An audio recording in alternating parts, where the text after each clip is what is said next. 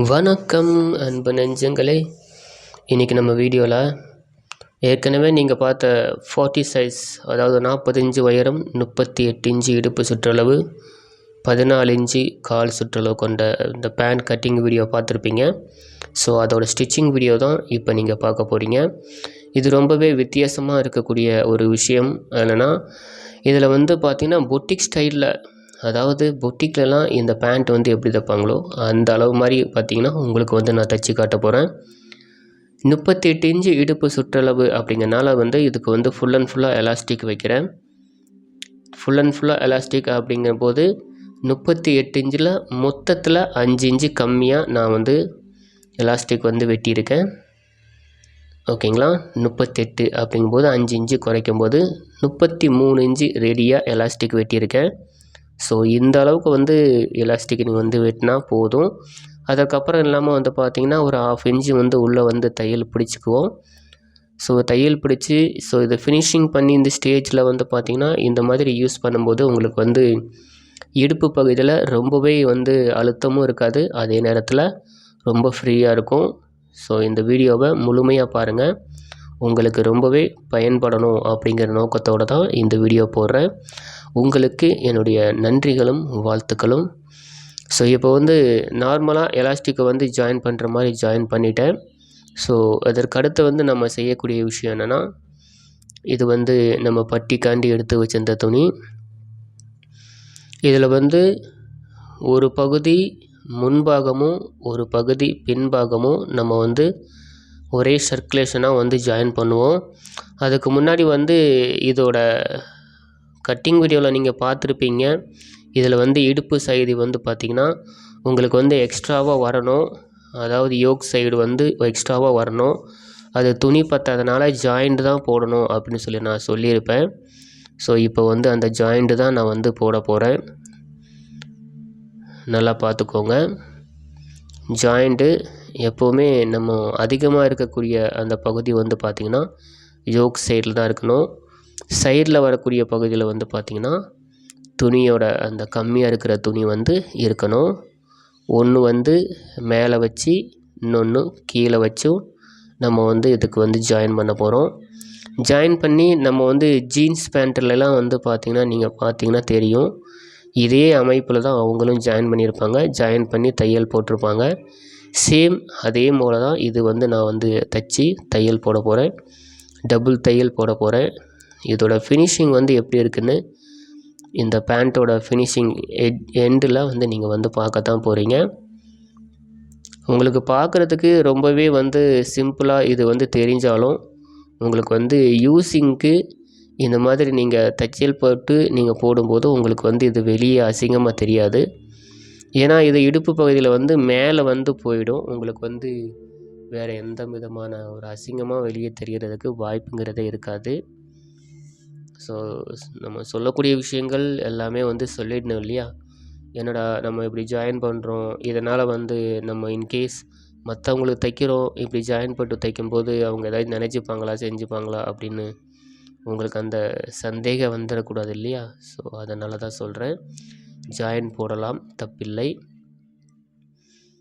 இப்போது ஜாயின் பண்ணதில் உள் பக்கமாக இருக்கக்கூடியது ஒன்று, வெளி பக்கமாக இருக்கக்கூடியது ஒன்று அப்படிங்கிறது ஏற்கனவே நான் உங்களுக்கு சொல்லியிருந்தேன் இல்லையா? ஸோ இதில் 2 தையல் நம்ம போட்டுக்கலாம். தையல் போட்டுக்கிட்டு இதில் பாக்கெட் வரக்கூடிய சைடு பார்த்திங்கன்னா இடது கை பக்கம், அதாவது இடது கை பக்கம் பாக்கெட் இல்லாமலும் வலது கை பக்கம் பாக்கெட் வச்சும் இதில் நான் உங்களுக்கு தைக்க போகிறேன், தைச்சி காட்ட போகிறேன். இதில் தேவைப்படுறவங்க எந்த பக்கம் வேணாலும் பாக்கெட் வைக்கிறது அவங்கவுங்களோட விருப்பம். இடது பக்கமும் வச்சுக்கலாம், வலது பக்கமும் வச்சுக்கலாம். வலது கை யூஸர் பார்த்திங்கன்னா ரொம்பவே வலது பக்கம் வச்சோம்னா ரொம்பவே நல்லது ஒரு விஷயம். ஓகேங்களா? இப்போ இது உள் பக்கம், இந்த பக்கமும் இது உள் பக்கம். ஜஸ்ட் மார்க் பண்ணிக்கலாம். தைக்கும்போது இது செய்யக்கூடியது ஒரு முக்கியமான விஷயங்களில் ஒன்று. இப்போது இதில் மார்க் போட்டிருக்கிற பகுதியை பார்த்திங்கன்னா பாருங்கள், உள் பக்கமாக வர்ற மாதிரி வச்சுக்கிறேன். இன்னொரு பகுதியை இன்னொரு பக்கம் வர்ற மாதிரி வச்சுக்கிறேன். இதில் வந்து பகுதி வந்து ஒன்று பெரிய பீஸ் வந்து, அதாவது பின்பகுதி ஒன்று மேலே, முன்பகுதி கீழேயும் ஒன்று வரும். அதே போல் முன்பகுதி மேலே பின்பகுதி கீழே அந்த மாதிரி வரும். இப்போ வந்து இதில் பாருங்கள், இதுதான் வந்து ரைட் சைடு வரக்கூடியது. ஸோ இதில் தான் வந்து பாக்கெட் வந்து நம்ம வந்து வைக்க போகிறோம். ஸோ 2 இன்ச்சு அளவு நம்ம மேலே தையல் போட்டு, அதுக்கப்புறம் வந்து 6.5 இன்ச்சு ஏற்கனவே வந்து நீங்கள் கட்டிங் வீடியோவில் பார்த்துருப்பீங்க, ஸ்பேஸ் வந்து விட்டுருப்பேன். ஸோ அதை கணக்கு பண்ணி நம்ம வந்து இப்போ தையல் போட்டுட்ருக்குறோம். ஸோ இதில் வந்து 2 தையல் கண்டிப்பாக போட வேண்டியது ரொம்பவே அவசியமான ஒன்று. அதனால் 2 தையல் கண்டிப்பாக வந்து போட்டுக்கோங்க. ஸோ இது ஓப்பனுக்கு வந்து ஏற்கனவே நம்ம அதில் வந்து துணி வந்து விட்டுருக்கோம். அப்படிங்கிறனால 2 இன்ச்சு அளவுக்கு வந்து கீழே பட்டி மடித்தது போக 2 இன்ச்சு அளவு வந்து ஓப்பன் வந்து வரும். ஸோ அதனால் வந்து அந்த ஸ்பேஸ் எந்த இடத்துல ஓப்பன் முடியுதோ அது வரைக்கும் நம்ம வந்து தையல் போட்டுட்டு, திரும்பவும் வந்து பார்த்திங்கன்னா 2வது தையல் பாக்கெட்டோட முடிவு பகுதியில் வரைக்கும் நம்ம வந்து தைச்சிக்கலாம். சில நேரங்களில் வந்து இந்த மாதிரி நூலாக்குறது செய்கிறது இந்த மாதிரிலாம் இருக்கும். ஸோ இதெல்லாம் வந்து தெரிஞ்சு வச்சுக்கோங்க. ஏன்னா சில பேர்லாம் வந்து நூல் அந்து போச்சுன்னா அப்படியே டென்ஷனில் தைக்கிற வேலையை அப்படியே வச்சுட்டு என் மிஷினை விட்டு எந்திரிச்செல்லாம் போயெல்லாம் நான் பார்த்துருக்கேன். ஸோ நூல் அக்கிறது செய்கிறதெல்லாம் வந்து நம்ம தொழிலில் வந்து ஒரு ஏற்கக்கூடிய விஷயம், தவிர்க்கக்கூடிய விஷயம் அல்ல. ஸோ இப்போ வந்து பாக்கெட்டுக்கு முதல்ல வந்து இன்னர் ஜிப் வச்சுக்கலாம். இன்னர் ஜிப் வச்சோன்னா தான் அந்த பாக்கெட் வந்து நீங்கள் வந்து யூஸ் பண்ணும்போது உங்களுக்கு வந்து எந்த விதமான ஒரு ட்ரபுள் இருக்காது. இன்னும் சொல்லப்போனால் அந்த இடத்துல பாக்கெட் இருக்குது அப்படிங்கிறதே உங்களை தவிர மித்த வேறு யாருக்குமே வந்து தெரியறதுக்கு வாய்ப்பு இல்லை. இப்போது கீழே வந்து பாட்டம் மடிக்கிறதுக்கு முன்னாடி அந்த ஓப்பன் வந்து மடித்து விட்டுக்கலாம். மடித்து விட்டுட்டு அதற்கப்புறமா வந்து பார்த்திங்கன்னா நம்ம கீழே வந்து பாட்டம் மடிக்கணும். இதில் வந்து ஒவ்வொருத்தரும் ஒவ்வொரு மாதிரி வந்து ஓப்பன் வந்து தையல் போடுவாங்க. ஒருத்தவங்க வந்து இப்போ நான் பண்ணுற மாதிரி பண்ணுவாங்க. சில பேர் வந்து இதிலே இன் அவுட் பண்ணுவாங்க. அது தேவையில்லை, அது கீழே போகக்கூடியது தானே. ஈஸியாக நம்ம என்ன செய்ய முடியுமோ அதை செஞ்சுக்கிட்டால் போதும்.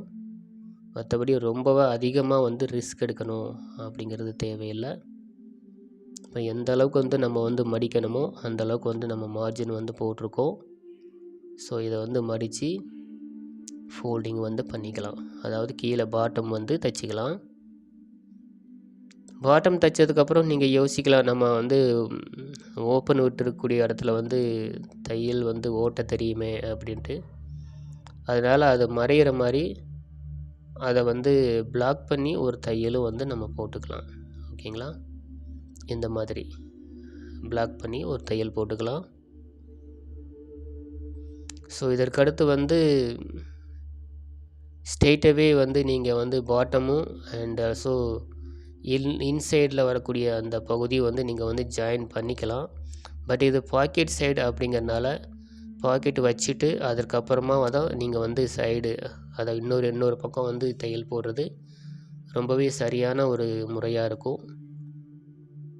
அதனால் இன்னொரு பக்கம் இருக்கக்கூடிய அந்த பகுதியும் நம்ம வந்து ரெடி பண்ணிக்கலாம். இப்போ வந்து இதில் ஃப்ரண்ட் பேஜ் இது பாருங்க, இடது பக்கம் வரக்கூடியது, இதையும் வந்து நம்ம வந்து தைச்சிக்கலாம். இதில் வந்து பாக்கெட் ஆல்ரெடி அந்த பக்கம் வந்துடுச்சு அப்படிங்கிறனால இதில் வந்து மேலேருந்து கீழே வரைக்கும் ஃபுல் அண்ட் ஃபுல்லாக டபுள் தையல் வந்து நம்ம போட்டுக்கலாம். ஸோ தையலோட அளவுகள் வந்து ரொம்ப சின்னதாகவும் வைக்காதீங்க, அதே நேரத்தில் ஓடு தையலும் வைக்காதீங்க. 3ஆம் நம்பரில் வைங்க, தையல் சரியாக இருக்கும். ஓகேங்களா? கரெக்டாக இதுலேயும் வந்து பார்த்திங்கன்னா அந்த சைடு வந்து ஓப்பன் லிமிட் இருக்குது. அந்த லிமிட்டோடு நிப்பாட்டி திரும்பவும் நம்ம வந்து 2வது தையல் வந்து போட்டுக்கணும். இப்போ இதில் வந்து ஸ்ட்ரெயிட்டாகவே நீங்கள் கீழே பாட்டம் தைச்சிட்டு உடனே வந்து நீங்கள் இதற்கு வந்து சைடு வந்து இன்னொரு சைடு வந்து நீங்கள் ஜாயின் பண்ணிக்கலாம்.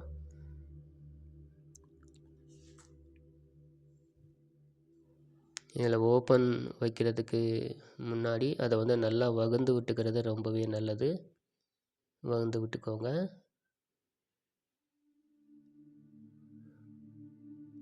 ஓகே.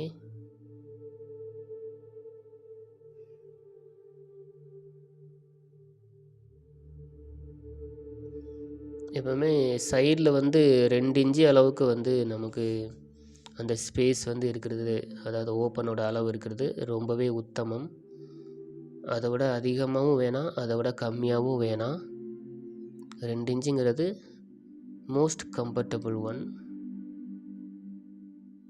ஸோ இப்போ வந்து இதையும் வந்து நம்ம மடித்து தையல் போட்டுக்கலாம்.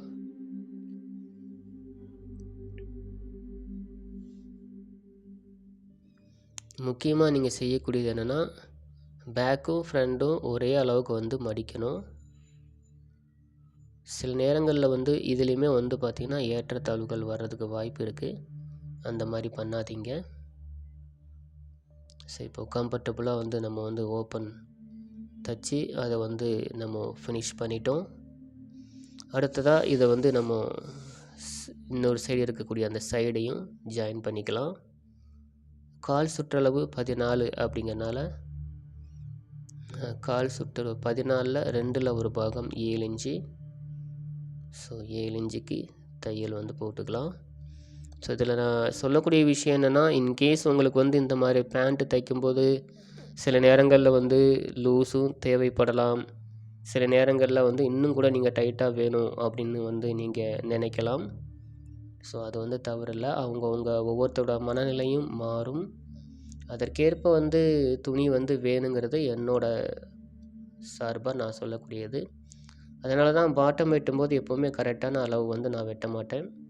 கொஞ்சம் எக்ஸ்ட்ரானாகவே வச்சுக்குவேன். ஏன்னா சில நேரங்களில் கஸ்டமர் வந்து அவங்க கொடுக்குறாங்க, அவங்களுக்கே தெரியாது இந்த அளவு சரியாக இருக்குமா இல்லையா அப்படின்ட்டு. அந்த பாட்டம் லூஸை கூட்டுறதுக்கும் வாய்ப்பு இருக்குது, குறைக்கிறதுக்கும் வாய்ப்பு இருக்குது. அதனால் வந்து எப்போவுமே கொஞ்சம் அதிகமாக இருக்கிறனால ஒன்றும் தப்பு இல்லை. ஸோ இப்போ இதில் வந்து 2 தையல் வந்து போட்டுக்கலாம். என்னதான் தையலோட அளவு நம்ம கால் லூஸை வந்து ஃபேஸ் பண்ணி நம்ம தையல் போட்டாலும் தச்சு மேலே வர வர வந்து பார்த்திங்கன்னா ஒரு 1/2 இன்ச்சு தான் உள்ளே பிடிக்கணும். அதை விட அதிகமாக பிடிக்கக்கூடாது. அதை ஞாபகத்தில் வச்சுக்கோங்க. இப்போ வந்து ஆல்ரெடி நம்ம தச்சு வச்சிருக்கக்கூடிய அந்த வலது பக்கம் இருக்கக்கூடிய இடத்துல நம்ம வந்து பாக்கெட் வச்சுக்கலாம். பாக்கெட் வைக்கணும்னா அதுக்கு முதல்ல வந்து இன்னர் ஜிப்பு வைக்கணும். இன்னர் ஜிப்பு வைக்கிறதுக்கு நம்ம வந்து சிங்கிள் மிதி வந்து நம்ம வந்து மாற்றணும். ஸோ அதை பண்ணி தான் இப்போ நான் பண்ண போகிறேன். சிங்கிள் மிதி மாற்றாமல் நீங்கள் வந்து அந்த இன்னர் ஜிப்பு வந்து வைக்க முடியாது. ரொம்பவே அனுபவம் வேணும், ரொம்பவே சிக்கலாகவும் இருக்கும் அந்த ஒரு முறை. அதனால் வந்து சிங்கிள் மிதி மாற்றிக்கோங்க.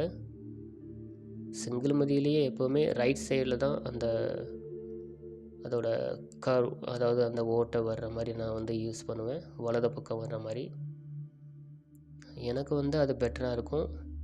தேவைப்படுறவங்க அவங்கவுங்களோட தையல் அனுபவத்துக்கு ஏற்ப வலது பக்கம் இடது பக்கம் நீங்கள் வந்து வச்சுக்கலாம். இப்போ நார்மலாக அந்த ஜிப்பை வந்து வச்சு நான் பதிச்சுக்கிட்டு திரும்பவும் வந்து பார்த்திங்கன்னா அதை வகுந்து விட்டு ஒரு தையல் போடுவேன். ஜிப்போட நீளம் வந்து ரொம்ப அதிகமாக தான் இருக்குது, அதனால் ஒன்றும் பிரச்சனை இல்லை. 2வது போடும்போது அதில் இன்னர் ஜிப்போட அந்த மடிப்பு வந்து மடிஞ்சிருக்கும். அதை நல்லா வெளியே எடுத்து விட்டு அதற்கப்புறமா தையல் போடணும். இப்படி பண்ணும்போது தான் அந்த இன்னர் ஜிப்பை மட்டும் அது கவர் பண்ணும். இல்லாட்டி நார்மலாக தையல் போட்டோம்னா அந்த ஜிப்பு வந்து வெளியே தெரியும். அவ்வளோதான் வித்தியாசம், வேறு ஒன்றும் இல்லை.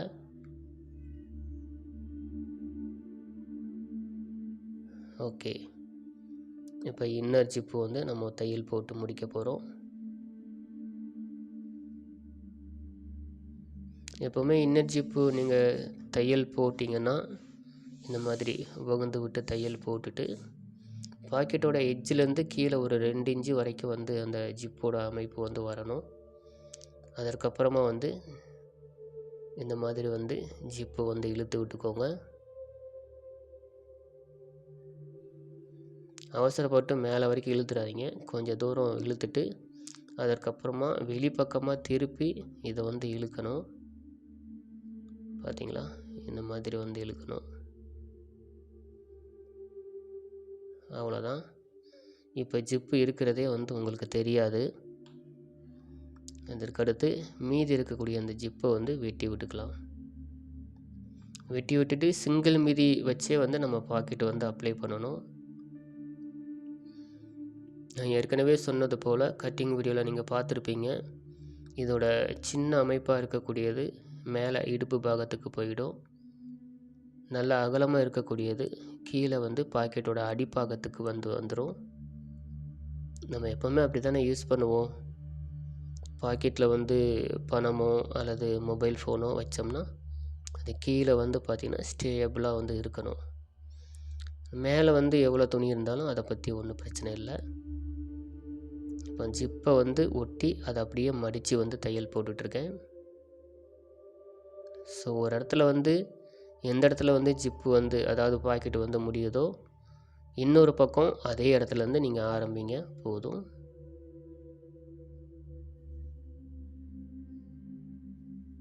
அவ்வளோதான்.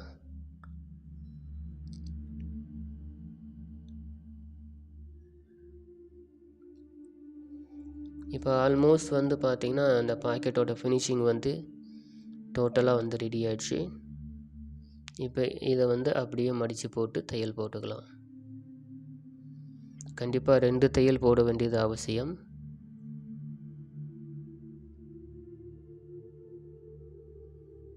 பாக்கெட்டோட அகலம் மேலே எவ்வளோ இருக்கோ அது பிரச்சனை இல்லை.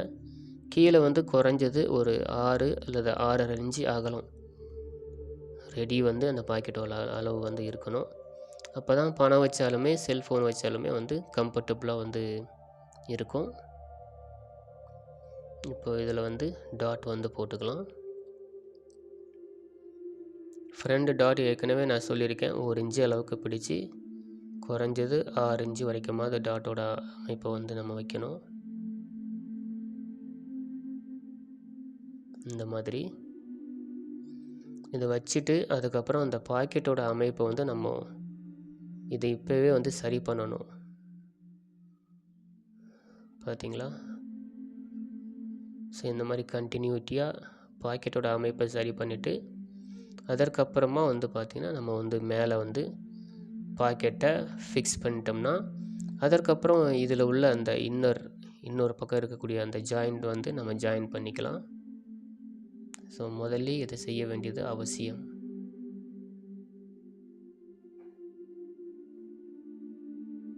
ஓகே,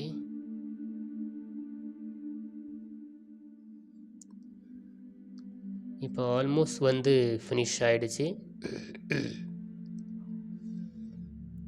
இப்போ வந்து இன்னொரு சைடு வந்து நம்ம ஜாயின் பண்ணிக்கலாம்.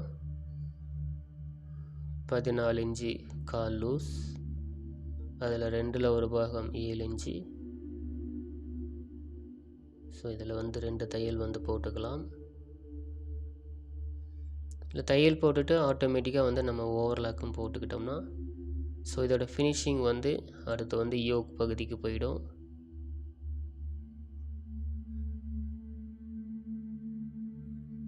நான் ஏற்கனவே சொன்னது போல் இந்த பேண்ட்டில் வந்து கீழே நீங்கள் என்ன அளவு பிடிச்சாலும் சரி தான், மேலே தைக்க வரும்போது அப்படியே 1/2 இன்ச்சுக்கு குறைச்சிக்கணும். அதுதான் வந்து இந்த பேண்ட்டோட அமைப்பே அப்படி தான் இருக்கணும். இது தெளிவாக புரிஞ்சுக்கோங்க. ஓகே, இப்போ வந்து ஃபினிஷிங் ஆயிடுச்சு.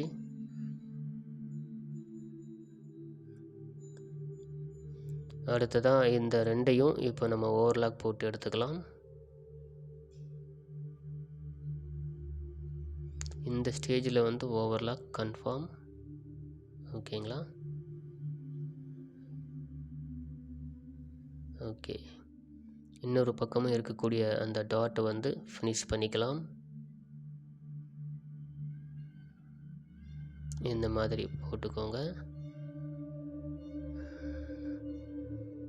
அடுத்ததாக இப்போது நம்ம இதுக்கு ஓவர்லாக் போட்டு முடிச்சிட்டோம்.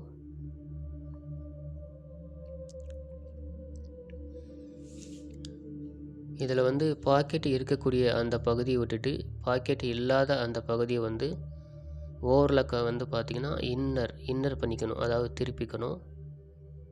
திருப்பிட்டு திரும்ப பாக்கெட் இருக்கக்கூடிய அந்த பகுதியில் வந்து இந்த காலையும் அதையும் வந்து பார்த்திங்கன்னா உள்ளே விட்டுக்கணும். இப்படி உள்ளே விடும்போது இதில் வந்து அந்த யோக் பகுதியை நம்ம தையல் போடுறதுக்கு நமக்கு வந்து ரொம்பவே சுலபமாக இருக்கும். பாருங்கள், இந்த மாதிரி யோக் பகுதியை வந்து திருப்பிக்கிட்டு நம்ம வந்து தையல் போடணும். கண்டிப்பாக 2 தையல் போடணும்.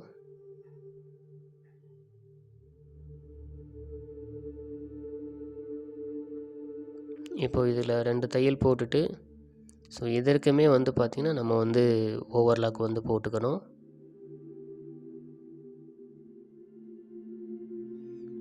கண்டிப்பாக 2 தையல் வந்து அவசியம். ஸோ பேண்ட் கட்டிங் ஸ்டிச்சிங் அதை பொறுத்த வரைக்கும் மேலே இதோட லிங்க் வந்து கார்டில் கொடுத்துருக்கேன். அண்டு டிஸ்கிரிப்ஷனில் இந்த பேண்ட்டோட கட்டிங் வீடியோவோட லிங்க்கும் கொடுத்துருக்கேன், பார்த்து தெரிஞ்சுக்கோங்க. ஸோ இப்போ வந்து இன்னருக்கும் வந்து பார்த்திங்கன்னா நான் வந்து ஓவர்லாக் போட்டு முடிச்சிட்டேன். அதற்கடுத்து நம்ம வந்து இதில் செய்யக்கூடியது மேலே தைக்கக்கூடிய எலாஸ்டிக். ஸோ எலாஸ்டிக்கு நீங்கள் ஆல்ரெடி கட்டிங் வீடியோ பார்த்துருந்தீங்கன்னா தெரிஞ்சிருக்கும். இருந்தாலும் அந்த பகுதியை ஜாயிண்ட் வர மாதிரி தான் வச்சுருக்கேன். இருந்தாலும் ஒரு பகுதி நீளமாக இருக்குது, இந்த பகுதி சரியாக இருந்தால் இதை மட்டுமே யூஸ் பண்ணிக்கலாம். கேஸ் இது பத்தாமல் இருக்கும்போது தேவைப்பட்டால் ஜாயின் வந்து பண்ணிக்கலாம். ஓகே இதுவே சரியாக இருக்குது. ஸோ இதிலே வந்து நம்ம ஜாயின் போட்டுக்கலாம்.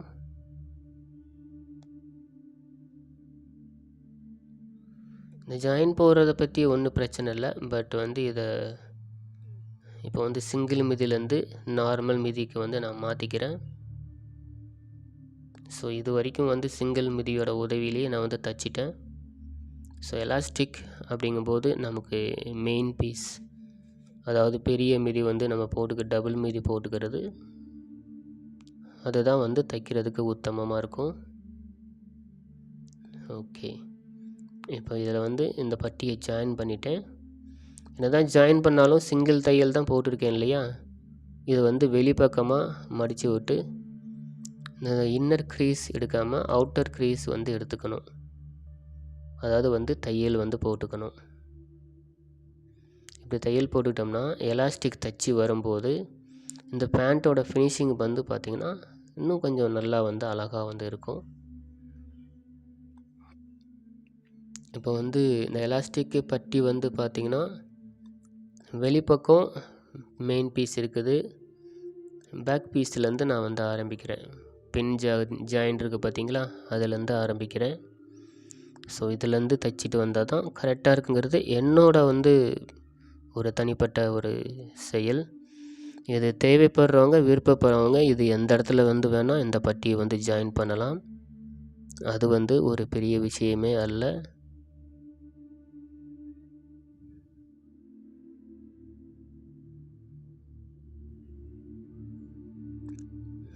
முழுக்க வந்து கரெக்டாக வந்து இது பிடிமானம் வந்து 6 இன்ச்சு மட்டுமே பிடிமானம் கொடுக்குறேன்.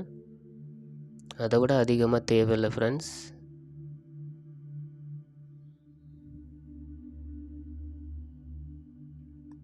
ரொம்பவே கம்ஃபர்டபுளாக வந்து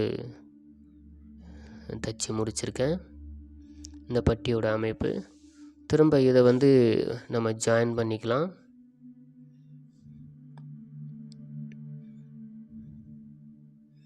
எதற்காக வந்து இந்த பட்டியோட ஸ்டார்டபுள் பிளேஸ் வந்து பேக் பகுதியில் வைக்கிறேன்னா, அது எப்படி பார்த்தாலும் வெளியே தெரியாது, அது பின்னாடி வந்து போயிடும்.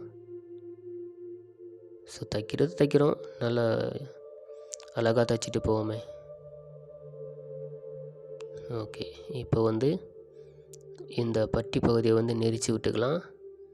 நெரிச்சு விட்டுட்டு அதற்கப்புறமா வந்து பார்த்திங்கன்னா நம்ம எலாஸ்டிக் வந்து ஆல்ரெடி நம்ம வந்து ஃபிக்ஸ் பண்ணி வச்சுருக்கோம். அதை வந்து அப்படியே வந்து நம்ம இந்த பேண்ட்டில் வித் மெட்டீரியலோடு வந்து நம்ம இடுப்பு பகுதியில் ஃபிக்ஸ் பண்ணிக்கலாம். ஓகே எலாஸ்டிக்கோட அமைப்பு வந்து நான் ஏற்கனவே சொல்லியிருக்கேன். மொத்த இடுப்பு சைஸ்லேருந்து 5 இன்ச்சு கம்மியாக வச்சு வெட்டினேன், 6 இன்ச்சு அளவுக்கு பிடிச்சு தைச்சிருக்கேன். அவ்வளோதான், இது போதுமானது.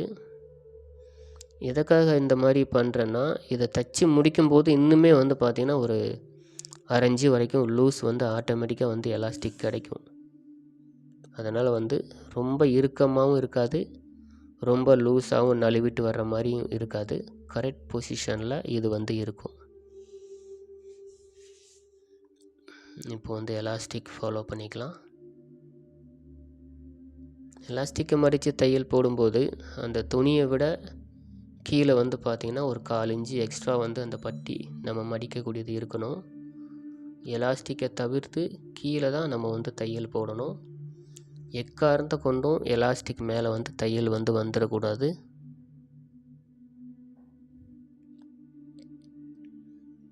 அப்படி தையல் இன்கேஸ் தெரியாமல் பட்டுட்டாலும் எலாஸ்டிக் வந்து ஒரே மாதிரி வந்து அந்த சுருக்கம் வந்து கொடுக்காது. அதற்காக தான் சொன்னேன்.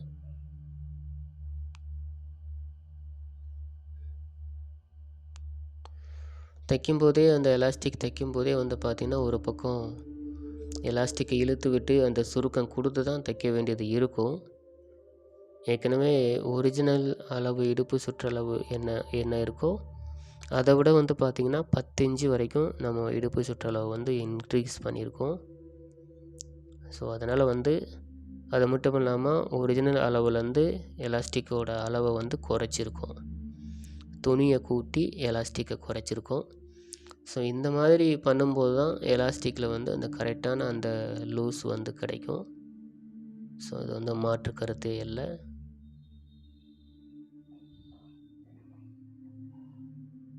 ஓகே, தையல் வந்து போட்டாச்சு.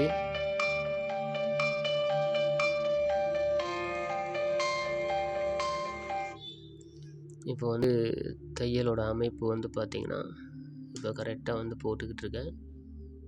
ஸோ ரெக்கார்டிங் பண்ணிகிட்டு இருக்கும்போது ஒரு ஃபோன் வந்துடுச்சு, அதுதான் கொஞ்சம் டிஸ்டர்ப் ஆகிடுச்சு, வேறு ஒன்றும் இல்லை. இப்போ வந்து ஆல்மோஸ்ட் வந்து தைச்சி முடிக்க போகிறேன். தைச்சி முடிக்கிறது பெரிய விஷயம் இல்லை. தைச்சி முடிச்சுட்டு அதற்கப்புறமா வந்து நம்ம வந்து அந்த அமைப்பு வந்து கரெக்டாக வந்து மோல்டிங் பண்ணி கொடுக்கணும். அதாவது சுருக்கம் வந்து கரெக்டாக வரணும் இல்லையா, அதற்காக சொன்னேன். பாருங்கள், தைச்சி முடித்த பிறகு இந்த மாதிரி எல்லா இடத்துலையும் சுருக்கம் வந்து கரெக்டாக ஒன்று போல் வர்ற மாதிரி வந்து நம்ம இந்த துணியை வந்து நல்லா இழுத்து கொடுக்கணும். அதுதான் ஒரு பெரிய விஷயம். திரும்ப வந்து மேலே வந்து அமுக்கி தையல் போடுறேன்.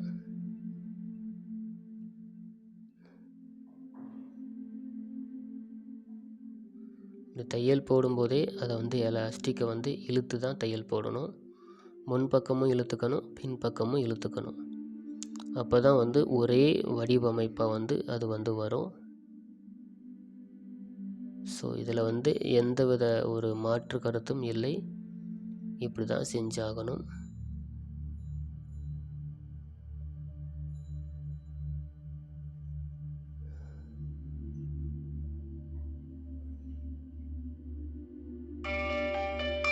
ஓகேங்களா, அடுத்ததாக வந்து பார்த்திங்கன்னா இந்த ஃபேண்ட்டோட ஃபினிஷிங் சூப்பராக பக்காவே வந்திருக்கு. ஸோ இது வந்து இந்த பார்த்துருக்க நீங்களும் உங்களுடைய அளவுக்கோ அல்லது உங்கள் ஃப்ரெண்ட்ஸுக்கோ உங்கள் கஸ்டமருக்கோ இதே போல் அளவு வந்து வெட்டி தைச்சி கொடுக்கலாம். இந்த பேண்ட்டோட கட்டிங் வீடியோ ஆல்ரெடி நான் வந்து கார்டில் கொடுத்துருக்கேன், டிஸ்கிரிப்ஷன்லேயும் இருக்குது. அழகாக வந்துருக்குங்களா. ஸோ உங்களுக்கும் இதே போல் வர்றதுக்கு வாழ்த்துக்கள். மறக்காம நம்ம சேனலை சப்ஸ்கிரைப் பண்ணி இந்த வீடியோவை உங்கள் ஃப்ரெண்ட்ஸ் அண்ட் ஃபேமிலிக்கு ஷேர் பண்ணுங்கள். இந்த வீடியோக்கு ஒரு லைக் கொடுத்துருங்க. நன்றி, மறந்துடாதீங்க. நன்றி. Wish you all the best for every one.